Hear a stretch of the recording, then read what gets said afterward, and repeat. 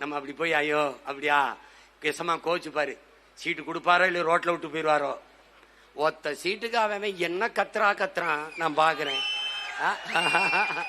அப்ப மொத்த சீட்லையும் போட்டிடுறேன். நாங்க என்ன கத்துக்கத்தனும், என்ன கத்துக்கத்தனும்?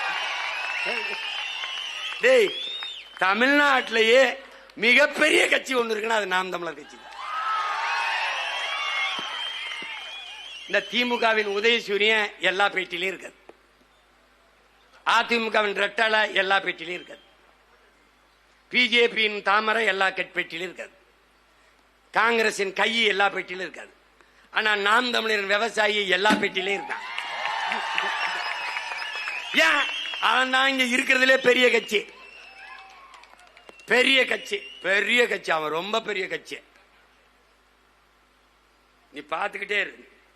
முன்னாடி நம்ம சின்ன எங்க இருக்குன்னு தேடணும். 7வது பெட்டியா, 4வது பெட்டியா, 8வது பெட்டியா, செத்தா அந்த வாட்டி முதல் பெட்டியிலே வைக்கணும். அவன் சின்னம்லாம் தேட வேண்டியதில்லை. இந்த இருக்கு சீமா மூஞ்சின்னு குத்திடுவான், அவ்வளவுதான் குத்திடுவான். அவனுக்கு அவன் இது வரு என்ன சட்டை இல்லாம இருப்பான். ஆனா நான் தான் ஆள், நான் தான் இந்த கலப்பைய வச்சுட்டு நிக்கிறாப்புல போட்டுருவான். அதுல என் பிள்ளைகளாம் சின்ன சின்ன பிள்ளைகளாம் கிளம்பிட்டுது. விதைத்தவன் உறங்கினாலும் விதை உறங்காதுங்கிறான் பிடல் காஸ்ட்ரோ.